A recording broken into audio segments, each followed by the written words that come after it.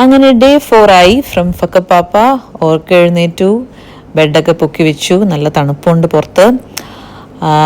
ഇന്നലെ രാത്രി ഞാൻ ഡ്രസ്സൊക്കെ ലോണ്ടറി ഇട്ടതൊക്കെ ഉണങ്ങി കിട്ടി.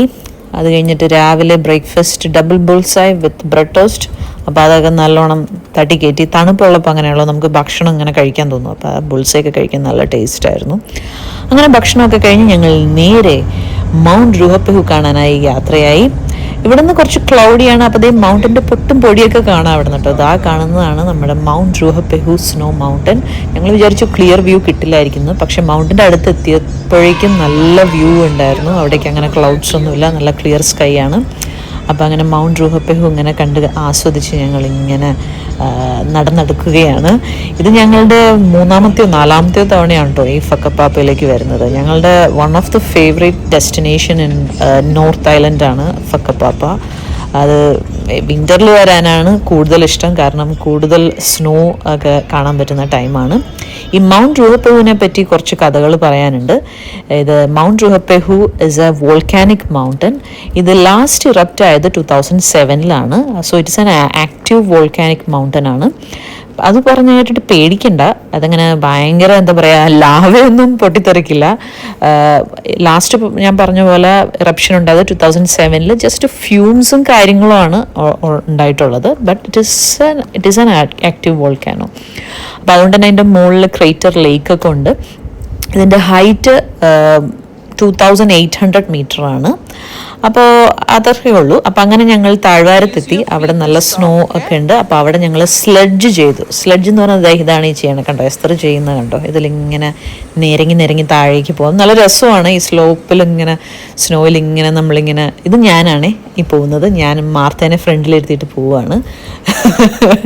നല്ല രസമുണ്ടായിരുന്നു. നല്ല ഒരു അടിപൊളി സംഭവമാണ് ഈ സ്ലെഡ്ജ് എന്ന് പറയുന്നത്. സ്നോയിൽ ചെയ്യാൻ പറ്റിയ ഒരു ആക്ടിവിറ്റിയാണ്. അത് 1 അവറിലേക്കാണ് ഞങ്ങൾ എടുത്തത്. അതായത് നമ്മൾ ബുക്ക് ചെയ്യുമ്പോൾ 1 അവർ ആ ടൈമിൽ നമുക്ക് എത്ര തവണ വേണമെങ്കിലും ഈ സ്ലെഡ്ജ് ചെയ്യാം. ഫാമിലി പാസിന് ഏകദേശം $56 അങ്ങനെ എന്തോ ആണ് ആയത്. സോ അത്ര എക്സ്പെൻസീവും കാര്യങ്ങളൊന്നും അല്ല. അപ്പം ഞങ്ങൾ ഇവിടെ മൗണ്ട് റുഹപ്പെഹുവിൻ്റെ താഴെ എത്തിയപ്പോഴേക്കും നല്ല ക്ലിയർ സ്കൈ ആയിരുന്നു, നല്ല ക്ലൈമറ്റ് ആയിരുന്നു, നല്ല വെയിലുണ്ടായിരുന്നു. അപ്പോൾ അതുകൊണ്ട് തന്നെ വലിയ തണുപ്പുണ്ടായിരുന്നില്ല. അപ്പം സ്ലെഡ്ജ് കഴിഞ്ഞ് നമ്മൾ ഈ സ്ലെഡ്ജിൽ നിന്ന് ഇറങ്ങി താഴെ എത്തി. തിരിച്ച് നമ്മൾ ഈ ഒരു എസ്കലേറ്റർ പോലൊരു സംഭവമുണ്ട്. എസ്കലേറ്ററിനോ ട്രാവലേറ്ററിനോ അങ്ങനെ ഒരു സംഭവം, അതിൽ നടന്നാണ് നമ്മൾ മുകളിലേക്ക് വരുന്നത്. അപ്പോൾ ദേ ഇവിടെയൊക്കെ ഈ കാണുന്ന സ്നോ ആർട്ടിഫിഷ്യലി മെയ്ഡ് സ്നോ ആട്ടോ. ഇത് നാച്ചുറലി ഉള്ള സ്നോ അല്ല. ഇത് സ്ലെഡ്ജിങ്ങിനായിട്ട് അവരിങ്ങനെ സ്നോ ഇങ്ങനെ പമ്പ് ചെയ്തുകൊണ്ടേയിരിക്കും. വെള്ളം വെച്ചിട്ട് സ്നോ ആക്കി അങ്ങനെ പമ്പ് ചെയ്തുകൊണ്ടിരിക്കുകയാണ്. കാരണം അല്ല നാച്ചുറൽ സ്നോ ആകുമ്പോൾ അത് ക്ലൈമറ്റ് ഡിപ്പെൻഡൻ്റ് ആണല്ലോ, മെൽറ്റായി പോവാം, അങ്ങനെയൊക്കെ പ്രശ്നങ്ങളുള്ളതുകൊണ്ട് സ്ലെഡ്ജ് ചെയ്യാനായിട്ട് ത്രൂ ഔട്ട് ചെയ്യാൻ വേണ്ടിയിട്ട് ഈ ഒരു ഭാഗത്ത് ഇത് ആർട്ടിഫിഷ്യലി മെയ്ഡ് സ്നോ ആണ്. അപ്പം അല്ലാതെ മൗണ്ടിൻ്റെ മുകളിലേ ഉള്ളൂ ഇപ്പോൾ സ്നോ. ഞങ്ങൾ ജസ്റ്റ് വിൻ്റർ തുടങ്ങിയപ്പോഴാണ് ഞങ്ങൾ ഈ വന്നത്. അപ്പോൾ അതുകൊണ്ട് തന്നെ മൗണ്ടിൻ്റെ മുകളിൽ മാത്രമാണ് ഇപ്പോൾ സ്നോ ഉള്ളത്. കുറച്ചും കൂടെ കഴിഞ്ഞ പീക്ക് വിൻ്റർ, അതായത് ജൂൺ ജൂലൈ ഓഗസ്റ്റ് ആ ടൈമിലൊക്കെ ആകുമ്പോൾ നല്ല സ്നോ ആയിരിക്കും, താഴെയൊക്കെ സ്നോ ആയിരിക്കും. ഞങ്ങൾ വന്നത് എൻഡ് ഓഫ് മെയ്യിലാണ്. അപ്പോൾ പക്ഷേ ഞാൻ പറഞ്ഞ പോലെ ഇത് ഞങ്ങളുടെ ഫസ്റ്റ് ടൈം അല്ല, 3-4 തവണ ഇവിടെ വന്നിട്ടുണ്ട്. അപ്പോൾ അങ്ങനെ ഫക്കപ്പാപ്പയിൽ നിന്ന് ഞാൻ കുറച്ച് റീൽസൊക്കെ ചെയ്തു. അപ്പോൾ അതൊക്കെയൊക്കെ ദൃശ്യങ്ങളാണ് ഈ കാണുന്നത്. അപ്പോൾ so mount Ruapehu is a beautiful mountain and it is the highest point in North Island. ന്യൂസിലൻഡിൽ 2 ഐലൻഡ്സ് ആണ്, north island and south island. അപ്പോൾ നോർത്ത് ഐലൻഡിലെ ഏറ്റവും ഹയസ്റ്റ് പോയിന്റ് ആണ് ഈ 2800 മീറ്റർ ഹൈറ്റുള്ള മൗണ്ട് റുഹപ്പെഹു. അപ്പോൾ അങ്ങനെ ഞങ്ങൾ മതിയാവോളം സ്ലെഡ്ജൊക്കെ ചെയ്ത് ഇനി ഞങ്ങൾ പോകാൻ പോകുന്നത് ഗോണ്ടോല, അതായത് കേബിൾ കാറിൽ ഞങ്ങൾ മൗണ്ടൻ്റെ ടോപ്പിലേക്ക് പോകാൻ പോവുകയാണ്. അപ്പോൾ അതിന് മുമ്പായി കുറച്ച് ഫോട്ടോസൊക്കെ എടുത്തു. മൗണ്ടൻ്റെ ബാക്ക്ഗ്രൗണ്ടിൽ നിന്നിട്ട് നല്ല അടിപൊളിയായിട്ടില്ലേ. അപ്പോൾ അങ്ങനെ ഫോട്ടോസൊക്കെ എടുത്തതിന് ശേഷം ഞങ്ങൾ ഗോണ്ടോലയിൽ മൗണ്ട് റുഹപ്പെഹുവിലേക്ക് പോവാണ്. ഈ ഗോണ്ടോലയും നല്ല രസമാണ്. ഏകദേശം 1.8 കിലോമീറ്റർ നീളമുള്ള ഗോണ്ടോല ആണ്. ഗോണ്ടോല എന്നാണ് ഇവിടെ, ഞാൻ ന്യൂസിലൻഡിൽ വന്ന ശേഷമാണ് ഇങ്ങനെ ഈ ഗോണ്ടോല എന്ന് പറയുന്നൊരു വേർഡ് ഉണ്ടെന്ന് ഞാൻ അറിഞ്ഞത്. അതിനു മുമ്പൊക്കെ ഞാൻ കേബിൾ കാർ എന്നാണ് പറഞ്ഞിരുന്നത്. So I don't know what's the meaning of gondola. Anyway, അപ്പോൾ ഇതിന് ഗോണ്ടോല എന്നാണ് പറയുന്നത്. അപ്പോൾ അതിൽ ഇങ്ങനെ നമുക്ക് മുകളിലേക്ക് പോവാം. അപ്പോൾ അവിടെ ചെന്ന് കഴിയുമ്പോൾ നമുക്ക് കുറച്ചും കൂടെ മൗണ്ടനെ അടുത്ത് കാണാം. അപ്പോൾ അവിടെ റെസ്റ്റോറൻറ്റും കാര്യങ്ങളും ഒക്കെ ഉണ്ട് കേട്ടോ ഇതിൻ്റെ മുകളിൽ. അപ്പോൾ അവിടെ ചെന്ന് നമുക്ക് ഭക്ഷണം കഴിക്കാം, ഇങ്ങനെ മൗണ്ടൻ കാണാം. അപ്പോൾ അതേ ഞങ്ങൾ മുകളിലേക്ക് പോകുന്തോറും സ്നോ കൂടുതൽ കൂടി വന്നു. കാരണം മൗണ്ടൻ്റെ മുകളിലാണ് സ്നോ ഇപ്പോൾ ഉള്ളത്. അതുകൊണ്ട് അതാ ഇങ്ങനെ ഞങ്ങൾ മുകളിലേക്ക് കയറുന്തോറും കൂടുതൽ ഇങ്ങനെ സ്നോ കാണാൻ പറ്റി. പീക്ക് വിൻ്ററിൽ, അതായത് കുറച്ചും കൂടെ കഴിഞ്ഞ് വിൻ്ററിൽ വരണമെങ്കിൽ ഇവിടെയൊക്കെ സ്നോ ആയിരിക്കും. അപ്പോൾ ഇവിടെ ഇതാ മുകളിൽ ഞങ്ങൾ അവിടെ എത്തി. അപ്പോൾ അതേ മൗണ്ട് റുഹപെഹുവിൻ്റെ മറ്റേ വോൾക്കാനിക് ആക്ടിവിറ്റിയൊക്കെ പറ്റി കുറച്ച് കാര്യങ്ങളൊക്കെ അവിടെ എഴുതിയിട്ടുണ്ട്.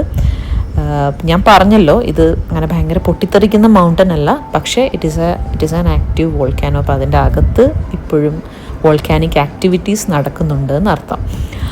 അപ്പോൾ ഇതാണ് മുകളിലുള്ള റെസ്റ്റോറൻറ്റ്. നല്ല വിശാലമായ റെസ്റ്റോറൻറ്റും കാര്യങ്ങളുമാണ്. നമുക്ക് ഇങ്ങനെ നടന്ന് വിഹരിച്ച് മൗണ്ടനെയൊക്കെ ഇങ്ങനെ കണ്ട് ആസ്വദിച്ച് നമുക്ക് കുറേ നേരം ഇവിടെ സ്പെൻഡ് ചെയ്യാം. അപ്പം ഞങ്ങൾ ഇവിടെ എത്തി കുറച്ച് നേരം ഫോട്ടോസും വീഡിയോസും ഒക്കെ എടുത്ത് അതിന് ശേഷം ഞങ്ങൾ ഹോട്ട് ചിപ്സ് ഓർഡർ ചെയ്തു. അപ്പോൾ ഈ തണുപ്പത്ത് നല്ല ഹോട്ട് ചിപ്സ് കഴിക്കാൻ നല്ല ടേസ്റ്റില്ല. അപ്പോൾ എല്ലാവരും നല്ല ആസ്വദിച്ച് ഹോട്ട് ചിപ്സൊക്കെ കഴിച്ചു. നല്ല സണ്ണുണ്ടായിരുന്നു. മുകളിൽ ചെന്നപ്പോൾ വീണ്ടും ക്ലിയർ സ്കൈ. കാരണം ഞങ്ങൾ ക്ലൗഡ്സിൻ്റെ മുകളിലാണ് ഇപ്പോൾ നിൽക്കുന്നത്. ഈ ക്ലൗഡ്സൊക്കെ അവിടെ താഴെ കണ്ട ക്ലൗഡ്സും കാര്യങ്ങളൊക്കെ ഈ ഞങ്ങളിപ്പോൾ നിൽക്കുന്നതിൻ്റെ താഴെയാണ്. അപ്പോൾ അതുകൊണ്ട് തന്നെ മുകളിൽ നല്ല സണ്ണി ഡേ ആയിരുന്നു. അപ്പോൾ അങ്ങനെ ഞങ്ങൾ ഭക്ഷണമൊക്കെ കഴിച്ചു. അത് കഴിഞ്ഞിട്ട് ഐസ്ക്രീമൊക്കെ കഴിച്ചു. അത് കഴിഞ്ഞ് ഞാൻ പറഞ്ഞ പോലെ കണ്ടോ ക്ലൗഡ്സൊക്കെ നമ്മൾ നിൽക്കുന്നതിൻ്റെ താഴെയാണ്. അപ്പോൾ അതുകൊണ്ട് മുകളിൽ ഒട്ടും ക്ലൗഡി അല്ല, ഒട്ടും മഴയോ ഒന്നും ഉണ്ടായിരുന്നില്ല. അങ്ങനെ ഞങ്ങൾ കുറേ നേരം അവിടെ സ്പെൻഡ് ചെയ്ത് തിരിച്ചു വീണ്ടും ഗോണ്ടോലയിൽ താഴേക്ക് വന്നു.